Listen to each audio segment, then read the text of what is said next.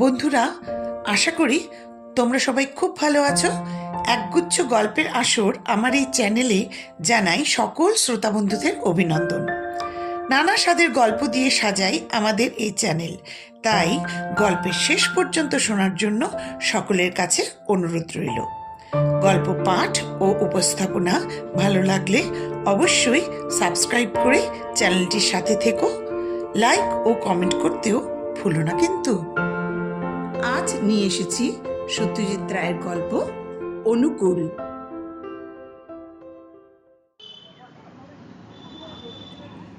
এর একটা নাম আছে তো? নিকুঞ্জবাবু জিজ্ঞেস করলেন। আগে হ্যাঁ, আছে বই কি। কি বলে ডাকবো? অনুকূল।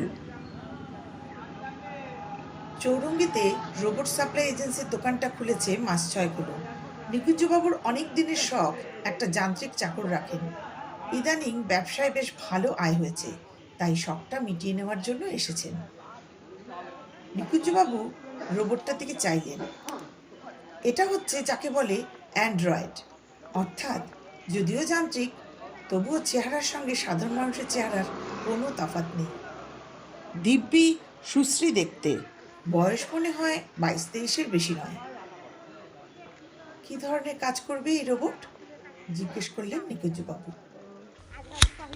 ডেস্কের উল্টো দিকে ভদ্রলোক একটা সিগারেট ধরিয়ে বললেন, সাধারণ চাকর যা পারে ও তার সবই পারবে, কেবল রান্নাটা জানে না।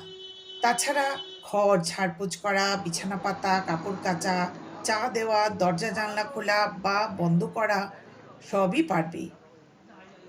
তবে হ্যাঁ, ও যা করবে সবই বাড়িতে। ওকে দিয়ে বাজার করানো চলবে না, বা পান সিগারেট আনাতে পারবেন না। আর ওকে কিন্তু তুমি বলে সম্বোধন করবেন। তুইটা ও পছন্দ করে না। এমনি মেজাজ টেজাজ ভালো তো? খুব ভালো। সেদিক দিয়ে ট্রাবল আসবে যদি আপনি কোনো কারণে ওর গায়ে হাত তোলেন। আমাদের রোবটরা ওটা একেবারে বরদাস্ত করতে পারে না। সেটার অবশ্যই কোনো সম্ভাবনা নেই, কিন্তু ধরুন যদি কেউ ওকে একটা চড় মারল, তাহলে কি হবে? তাহলে ও তার প্রতিশোধ নেবে। কিভাবে? ওর ডান হাতের তর্জনীর সাহায্যে ও হাই ভোল্টেজ ইলেকট্রিক শক দিতে পারে। তাতে মৃত্যু হতে পারে। তা পারে বই কি। আর আইন এ ব্যাপারে কিছু করতে পারে না, কারণ রক্ত মাংসের মানুষকে যে শাস্তি দেওয়া চলে, যান্ত্রিক মানুষকে তা চলে না। তবে এটা বলতে পারি যে এখনো পর্যন্ত এরকম কোনো কেস হয়নি। রাত্রিরে কি ও ঘুমোয়? না, রোবটরা ঘুমোয় না। তাহলে এতটা সময় কি করে? চুপ করে বসে থাকে। রোবটের ধৈর্যের অভাব নেই। ওর কি মন বলে কোনো বস্তু আছে? ওরা এমন কিছু বুঝতে পারে যা সাধারণ মানুষ পারে না। এই গুণটা সব রোবটের যে সমান পরিমাণে থাকে তা নয়, এটা খানিকটা লাকের ব্যাপার। এই গুণটা সময়ে প্রকাশ পায়। নিকুঞ্জবাবু রোবটটার দিকে ফিরে বললেন, অনুকূল, আমার বাড়িতে কাজ করতে তোমার আপত্তি নেই তো? কেন থাকবে? 16 আনা মানুষের মতো গলায় বলল অনুকূল। তার পরনে একটা নীল ডোরা কাটা শার্ট আর কালো হাফ প্যান্ট, বাপাশে টেরি করা পাট করে আঁচড়ানো চুল, গায়ের রং বেশ ফর্সা, দাঁতগুলো ঝকঝকে, আর ঠোঁটের কোণে সবসময় যেন একটা হালকা হাসি লেগে আছে। চেহারা দেখে মনে বেশ ভরসা আসে। তাহলে চলো। নিকুঞ্জবাবুর মারুতি ভ্যান দোকানের বাইরে অপেক্ষা করছিল। অনুকূলের জন্য চেকটা দিয়ে রসিদ নিয়ে তিনি বেরিয়ে পড়লেন। তিনি লক্ষ্য করলেন যে বৃত্তের হাঁটাচলা দেখেও সে যে যান্ত্রিক মানুষ সেটা বোঝার কোনো উপায় নেই। নিকুঞ্জবাবু বাড়ি করেছেন সল্ট লেকে, বিয়ে করেননি। তবে বন্ধুবান্ধব কয়েকজন আছে, তারা সন্ধ্যাবেলা আসে তাস খেলতে। তাদের আগে থেকেই বলা ছিল যে বাড়িতে একটি যান্ত্রিক চাকর আসছে। কেনার আগে অবশ্য নিকুঞ্জবাবু খোঁজ নিয়ে নিয়েছিলেন। এই কমাসে কলকাতার বেশ কিছু উপরের মহলের বাড়িতেই রোবট ভৃত্য বহাল হয়েছে। মানসুখানি, গিরিজা বোস, পঙ্কজ দত্ত রায়, মিস্টার ঝাবড়িয়া সকলেই বললেন তারা খুব স্যাটিসফাইড এবং তাদের চাকর কোনো ট্রাবল দিচ্ছে না। মুখ খুলতে না খুলতেই ফরমাস পালন করে আমার জীবনলাল। বললেন মানসুখানি। আমার তো মনে হয় ও শুধু যন্ত্র নয়, ওর মাথার মধ্যে মগজ আছে আর বুকের মধ্যে কলিজা আছে। 7 দিনের মধ্যে নিকুঞ্জবাবুরও সেই একই ধারণা হলো। আশ্চর্য পরিপাটি কাজ করে অনুকূল। শুধু তাই নয়, কাজের পারস্পর্যটাও সে বোঝে। বাবু স্নানের জল চাইলে সেটা দেওয়ার সঙ্গে সঙ্গে সাবান তোয়ালে যথাস্থানে রেখে, বাবু কি কাপড় পরবেন, কি জুতো পরবেন, স্নান করে এসে সেটাও পরিপাটি করে ঠিক জায়গায় সাজিয়ে রেখে দেয়। আর সব ব্যাপারেই সে এত ভব্য যে তাকে তুমি ছেড়ে তুই বলার কোনো প্রশ্নই ওঠে না। নিকুঞ্জবাবুর বন্ধুদের অনুকূলকে মেনে নিতে একটু সময় লেগেছিল, বিশেষত বিনয় পাকরাশি। নিজের বাড়ির চাকরদের তুই বলে এমন অভ্যস্ত যে অনুকূলকেও একদিন তুই বলে ফেলেছিলেন। তাতে অনুকূল গম্ভীরভাবে বলে, আমাকে তুই বললে কিন্তু তোমাকেও আমি তুই বলবো। এরপর থেকে বিনয়বাবু আর কোনো দিন এ ভুলটা করেননি। নিকুঞ্জবাবুর সঙ্গে অনুকূলের একটা বেশ সুন্দর সম্পর্ক গড়ে উঠল।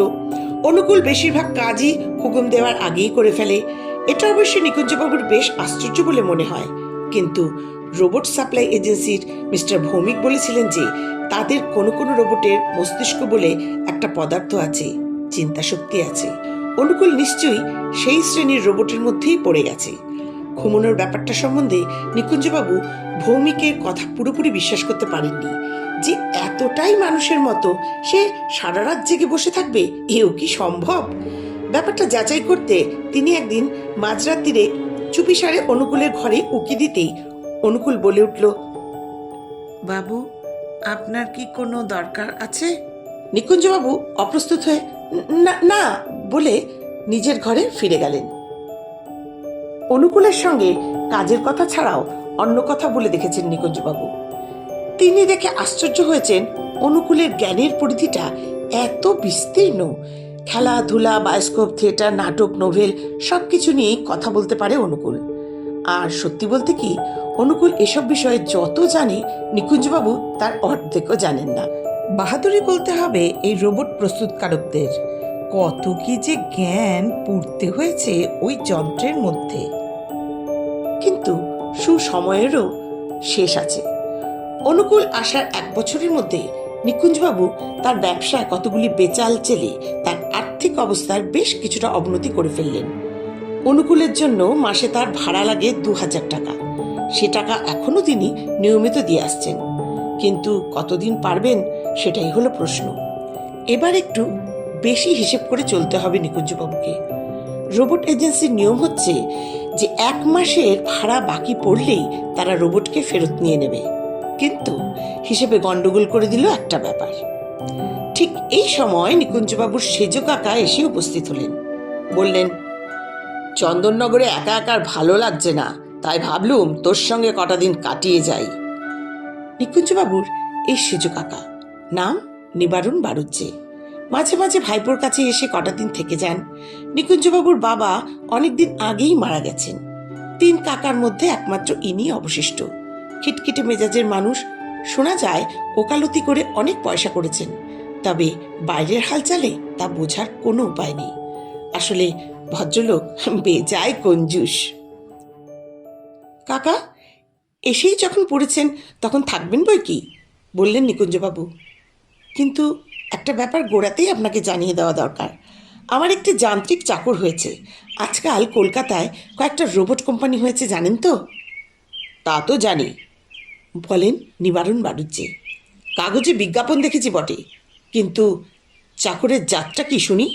আমার আবার ওদিকে একটু কড়াকড়ি, জানোই তো। এ কি রান্নাও করে নাকি? না না না, আশ্বাস দিলেন নিকুঞ্জবাবু। রান্নার জন্য আমার সে পুরনো বৈকুণ্ঠই আছে, কাজে আপনার কোনো ভাবনা নেই। আর এই চাকরের নাম অনুকূল, আর একে তুমি বলে সম্বোধন করতে হবে। তুইটা ও পছন্দ করে না। পছন্দ করে না? না, ওর পছন্দ অপছন্দ মেনে চলতে হবে বুঝি আমাকে? শুধু আপনাকে না, সকলকেই। তবে ওর কাজে কোনো ত্রুটি পাবেন না। তা তুই এই ফাসাদের মধ্যে আবার যেতে গেলি কেন? বললাম তো, ও কাজ খুব ভালো করে। তাহলে একবার ডাক তোর চাকরকে, আলাপটা অন্তত সেরে নি। নিকুঞ্জবাবু ডাক দিতেই অনুকূল এসে দাঁড়ালো। ইনি আমার সেজ কাকা, বললেন নিকুঞ্জবাবু। এখন আমাদের বাড়িতে কিছুদিন থাকবেন। যে আজ্ঞে। ও বাবা, এ তো দেখি পরিষ্কার বাংলা বলে, বললেন নিবারণ বাড়ুজ্জে। তা বাবু, দাও তো দেখি, আমার জন্য একটু গরম জল করে চান করব। বাদলা করে হঠাৎ কেমন জানি একটু ঠান্ডা পড়েছে। তবে আমার আবার দুবেলা স্নান না করলে চলে না সারা বছর। আগে হ্যাঁ। অনুকূল ঘর থেকে চলে গেল আজ্ঞা পালন করতে। নিবারণবাবু এলেন বটে, কিন্তু নিকুঞ্জবাবুর অবস্থার কোনো উন্নতি হলো না। মাঝখান থেকে সান্ধ্য আড্ডাটা ভেঙে গেল। একে তো খুড়োর সামনে জো খেলা চলে না, তার উপর নিকুঞ্জবাবুর সে সংস্থানও নেই। এদিকে কাকা কতদিন থাকবেন তা জানা নেই। তিনি মর্জি মাফিক আসেন, মর্জি মাফিক চলে যান। এবার তার হাবভাবে মনে হয় না তিনি সহজে এখান থেকে নড়ছেন। তার একটা কারণ এই যে, অনুকূল সম্বন্ধে তার একটা অদ্ভুত মনোভাব গড়ে উঠেছে। তিনি এই যান্ত্রিক বৃত্তটি সম্পর্কে যুগপৎ আকর্ষণ ও বিকর্ষণ অনুভব করছেন। চাকর যে ভালো কাজ করে সেটা তিনি কোনো মতেই অস্বীকার করতে পারেন না, কিন্তু চাকরের প্রতি ব্যবহারে এতটা সতর্কতা অবলম্বন করাটাও তিনি মোটেই বরদাস্ত করতে পারছেন না। একদিন ভাইপোকে বলেই ফেললেন, নিকুঞ্জ, তোর এই চাকরকে নিয়ে কিন্তু আমার মাঝে মাঝে খুব মুশকিল হচ্ছে। কেন কাকা? নিকুঞ্জবাবু ব্যস্ত হয়ে প্রশ্ন করলেন। সেদিন সকালে গীতার একটা শ্লোক আওড়াচ্ছিলাম, ও বেটা আমার ভুল ধরে দিলে। ভুল যদি হয়েই থাকে সেটা সংশোধন করা কি চাকরের কাজ? ব্যাপারটা একটু বাড়াবাড়ি হয়ে যাচ্ছে নাকি? ইচ্ছে করছিল ওর গালে একটা থাপ্পড় মেরে দিই, কিন্তু অনেক কষ্টে নিজেকে সামলে নিলাম। ওই থাপ্পড়টা কখনো মারবেন না কাকা, ওতে ফল গুরুতর হতে পারে। ওর উপর হাত তোলা একেবারে বারণ। আপনি তার চেয়ে বরং ও কাছাকাছি থাকলে গীতাটি তা ওড়াবেন না, সবচেয়ে ভালো হয় একেবারে চুপ করে থাকলে। নিবারণবাবু গজগজ করতে লাগলেন। এদিকে নিকুঞ্জবাবুর অবস্থার কোনো উন্নতি হয়নি। অনুকূলের জন্য মাসে 2000 টাকা করে দিতে এখন ওর বেশ কষ্টই হচ্ছে। একদিন অনুকূলকে ডেকে কথাটা বলেই ফেললেন। অনুকূল, আমার ব্যবসায় বড় মন্দা চলেছে। সে আমি জানি। তা তো জানো, কিন্তু তোমাকে আমি আর কতদিন রাখতে পারবো জানি না। অথচ তোমার উপর আমার একটা মায়া পড়ে গেছে। আমাকে একটু ভাবতে দিন এই নিয়ে। কি নিয়ে? আপনার অবস্থার যদি কিছু উন্নতি করা যায়। সে কি, তুমি ভেবে কিছু করতে পারবে? ব্যবসাটা তো আর তোমার লাইনের ব্যাপার নয়। তবু দেখি না ভেবে কিছু করা যায় কিনা। তা দেখো, কিন্তু সেরকম বুঝলে তোমাকে আবার ফেরত দিয়ে আসতে হবে। এই কথাটা তোমাকে আগে থেকে জানিয়ে রাখলাম যে আগে। 2 মাস কেটে গেল। আজ আষাঢ় মাসের রবিবার। নিকুঞ্জবাবু বুঝতে পারছেন টেনে টুনে আর 2 মাস তিনি অনুকূলের ভাড়া দিতে পারবেন। তারপর তাকে মানুষ চাকরের খোঁজ করতে হবে। সত্যি বলতে কি, খোঁজ তিনি এখনই আরম্ভ করে দিয়েছেন। ব্যাপারটা তার মোটেই ভালো লাগছে না। তার উপর আবার সকাল থেকে বৃষ্টি, তাই মেজাজ আরও খারাপ। খবরের কাগজটা পাশে রেখে অনুকূলকে ডাকতে যাবেন এক পেয়ালা চায়ের জন্য। এমন সময় অনুকূল নিজেই এসে হাজির। কি অনুকূল, কি ব্যাপার? আগে একটা দুর্ঘটনা ঘটে গেছে। কি হলো? নিবারণবাবু জানলার ধারে দাঁড়িয়ে রবীন্দ্রনাথের একটা বর্ষার গান করছিলেন। এমন সময় কথার ভুল করে ফেলেন। আমি ঘর ঝাঁট দিচ্ছিলাম। বাধ্য হয়ে ওকে সংশোধন করতে হয়। তাতে উনি আমার উপর ক্ষেপে গিয়ে আমাকে একটা চড় মারেন। ফলে আমাকে প্রতিশোধ নিতে হয়। প্রতিশোধ? আগে হ্যাঁ, একটা হাই ভোল্টেজ শক ওকে দিতে হয় ওর নাভিতে। তার মানে উনি আর বেঁচে নেই। অবশ্যই যেই সময় আমি শকটা দিই সেই সময় কাছেই একটা জোরে বাজ পড়েছিল। হ্যাঁ হ্যাঁ হ্যাঁ, আমি শুনেছিলাম। কাজেই মৃত্যুর আসল কারণটা কি সেটা আপনার বলার দরকার নেই। কিন্তু আপনি চিন্তা করবেন না, এতে আপনার মঙ্গলই হবে। আর হলো তাই। এই ঘটনা 2 দিন পরেই উকিল ভাস্কর বোস নিকুঞ্জবাবুকে ফোন করে জানালেন যে নিবারণবাবু তার সম্পত্তি উইল করে রেখে গিয়েছেন তার ভাইপোর নামে। সম্পত্তির পরিমাণ হল 11.5 লক্ষ টাকা।